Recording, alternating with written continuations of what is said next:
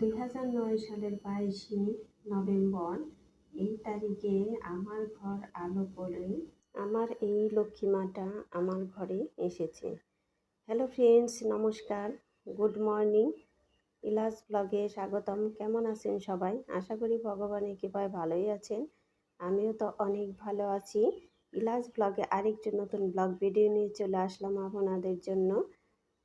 এই তো আজকের ব্লগটা শুরু করেছি, এই যে রোস্টে রান্না করব তার আয়োজন করছি এই দিয়ে। এই তো সব কিছু কিন্তু আমি রেডি করে দিয়েছি, তাই শাশুড়ি মা সব কিছু এই যে বেটে দিয়েছে। আমি বলছিলাম যে আমি বেটে নিব, আমরা কিন্তু সব কিছুই বেটে খাই, বেটে খাওয়ার কিন্তু মজা আলাদা। এই তো এই পিসগুলোতে সব মশলাগুলো মাখিয়ে নিব, লবণ, মরিচের গুঁড়ো, ধনিয়া গুঁড়ো, তারপরে পেস্ট করে রাখা আদা, রসুন, পেঁয়াজ, এগুলো সবই অল্প অল্প করে মাখিয়ে নিব। তার কারণে এগুলো তো ভাজতে হবে, বেশি মশলা দিলে কিন্তু পুড়ে যাবে, সেই জন্য সব কিছুই পরিমাণ মতো দিয়ে মেখে ম্যারিনেট করে একটু রেস্টে রেখে দিব, তারপরে ভেজে নিব এগুলো। আর এখনকার দিন তো একদমই ছোট, দিনের সাথে একদমই পারা যায় না, সেই জন্য সব কিছুই কিন্তু খুব তাড়াতাড়ি করতেছি। আর এগুলো তো দুপুরে রান্না হবে, সবাই দুপুরেই খাবে, সেই জন্য। আর তারপরে এই থালা বাসনগুলো ধুয়ে রাখা হয়েছে, এগুলো এখন গুছিয়ে নিব। আমি এখন গাজীপুর থেকে ভয়েস দিচ্ছি, কাজে এই শব্দগুলো একটু হচ্ছে, সবাই একটু মানিয়ে গুছিয়ে নেবেন। আর আমার বন্ধুরা তো ভালো, সবাই মানিয়ে গুছিয়ে নিতে পারে, কারণ এখন সব কিছু কিন্তু গাজীপুরের ভিডিওই দেখাবো। রান্না বান্না যত যা কিছু কাজ আছে সব কিছু গাজীপুরের। আর কিছুদিন পর আবার যখন ঝিটকা যায় তখন ঝিটকারটা দেখাবো। এই তো থালা বাসনগুলো গুছিয়ে নিচ্ছি। আর আমার দিদি ভাই, দাদা ভাই, আপু কারো কমেন্টসই কিন্তু পড়তে পারবো না, কারণ এত সুন্দর সুন্দর কমেন্ট করেন। কারো কমেন্টসই এখন আমি পড়তে পারবো না, কারণ মোবাইল এখন আমার কাছে একটা, সবারই মোবাইল আছে কিন্তু অন্যের মোবাইলটা তো নেওয়া যায় না। বাড়ি থাকতে যেমন হাজব্যান্ডের মোবাইল নিয়ে ওই মোবাইল থেকেই কমেন্টসগুলো পড়তাম, কিন্তু এখন পড়তে পারবো না। আবার যখন ঝিটকা যাব তখন আবার পড়তে পারবো। আমার দিদি ভাই, দাদা ভাই, আপুরা এত সুন্দর সুন্দর কমেন্ট করে, এই কমেন্ট দেখে তো আমি একদমই মোটিভেট হয়ে যাই, ভিডিও বানানোর আগ্রহ আমার একদমই বেড়ে যায়। আর গতকালের আজকে তো ভিডিও আমি ছাড়তে পারিনি, কারণ ভয়েসটা দিতে পারছিলাম না। আর এখান থেকে তো সব সময় করে আমি ভয়েসগুলো দিতে পারছি না, কারণ এখানে বাইরের শব্দ এসে ওঠে। বন্ধুরা এতখানি ভিডিও দেখে ফেলেছেন, কেউ কিন্তু লাইক দেন নাই, লাইক দেওয়ার কথা ভুলে যান। আমার কিছু কিছু দিদি ভাই আপুরা আছেন, তারা কিন্তু লাইক দেওয়ার কথা একদমই ভুলে যান, কারণ এতগুলো কমেন্টস পড়ে, এই কমেন্টস যতগুলো পড়ে ততগুলো যদি লাইক হতো তাহলেও ভালো লাগতো, কিন্তু মানে কমেন্টসের অর্ধেক পড়ে লাইক। এই তো এই যে পোলাওর জন্য কিন্তু আমি ভাত বসিয়ে দিয়েছি, তার জন্য লবণ, গরম মশলা এগুলো সব কিছু দিয়ে দিলাম। আর ভাত কিন্তু এখানে অর্ধেক রান্না করতে হবে, একদম ফোটানো যাবে না, তারপরে মার গেলে নিতে হবে। এভাবে পোলাও রান্না কিন্তু খুবই ভালো হয়। এই তো তারপরে এদিকে রোস্টের জন্য যে এই পিসগুলো ভেজে নিব আমি। আর আমার মেয়ের জন্মদিনে কি কি রান্না করলাম, জন্মদিনে বেশি কিছু রান্না করা হয় নাই, ওই দুপুরে শুধু পোলাও আর হলো মুরগির রোস্ট, এগুলোই রান্না করা হবে, কারণ আমার মেয়ের জন্মদিন, ও আবার এই রোস্টটি বেশি পছন্দ করে, সেই জন্য। আর আমার মেয়েরও পরীক্ষা এসে গেছে, তারপরে আমার যে বাসরপত ওরও পরীক্ষা এসে গিয়েছে, সেই জন্য বড়দিও তেমন কিছু করতে পারবে না, সেই জন্য বেশি কিছু আয়োজনও করা হয়নি। এইগুলোই শুধু রান্না করব, এগুলো রান্না করে দুপুরেই খাবো, সেই জন্য আমরা খুবই তাড়াতাড়ি করতেছি, কারণ দিনের সাথে পেরে উঠতে পারছি না। আর এগুলো ভাজা তো একদমই আস্তে আস্তে লো ফ্লেমে জাল দিয়ে কিন্তু আমি ভাজতেছি, তা না হলে এগুলো ফুটে একদম চোখে মুখে আসে, ভাজতে একদমই ভয় করে। এই তো ভাজা হয়ে গিয়েছে, এখানে তো 12 পিস নেওয়া হয়েছে, বর্দি বলছিল যে 20 পিস আনছে, সবগুলো রান্না করে, আমি বললাম না, এতগুলোই ফ্রাই প্যান আটবে না। আর এতগুলো রান্না করলেও খেতে ভালো লাগবে না এত কিছু। এই তো তারপরে এই যে এখন কিন্তু বড়দি রান্না করতেছে। আর আমরা কিন্তু এক জায়গায় থাকলে সবাই মিলিয়ে ঝিলেই রান্নাগুলো করি। আগে কিন্তু আলুও ভেজে নেওয়া হয়েছে, কারণ আলুও দিয়ে দিবে সেই জন্য। আর এই যে এখন সব কিছু এই যে পেস্ট করা, এগুলো সব কিছু দিয়ে দেওয়া হয়েছে, টমেটো পেস্ট করা।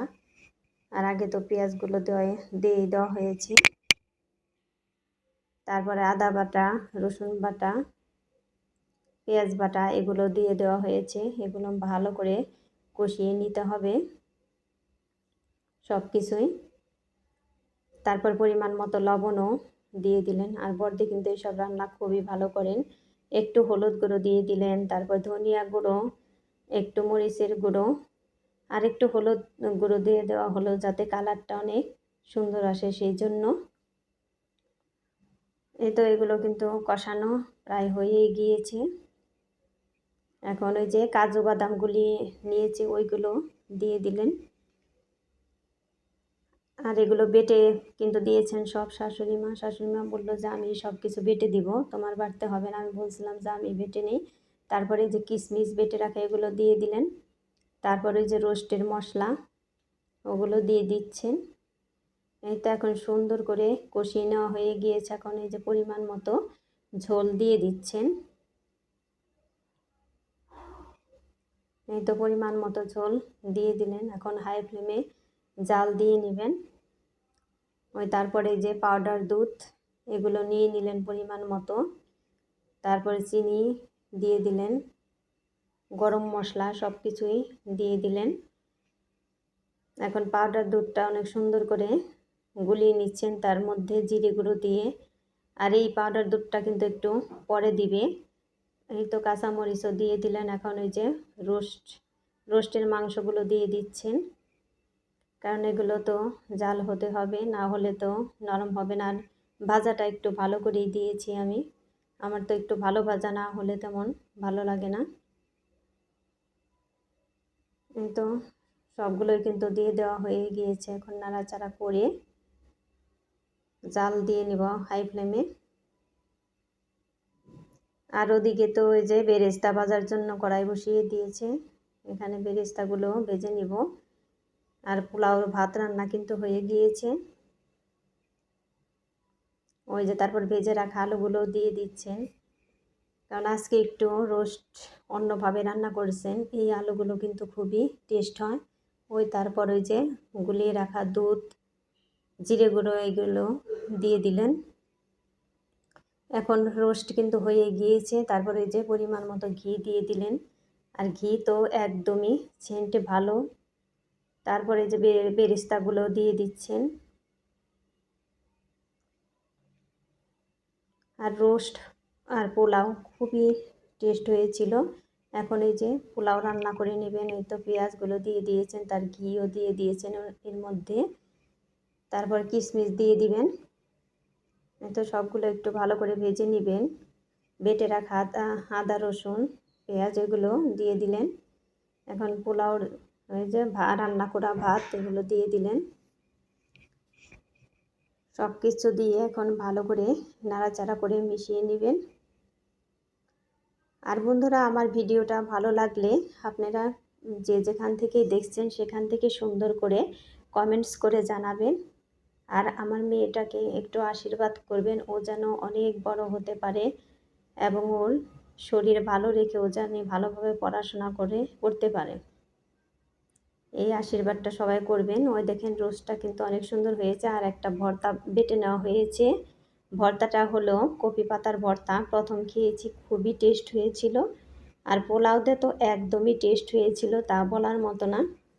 এই তো রান্নাবান্না শেষ করে কিন্তু তারপর আমরা আবার ডিমগুলো ধুয়ে নিচ্ছি, কারণ কালকে ডিমগুলো নিয়ে আসছে আর ধোয়া হয় না, সেজন্য আজকে এই রান্নার পরেই ডিমগুলো ধুয়ে নেওয়া হচ্ছে। আর এখন কিন্তু রাতের রান্না।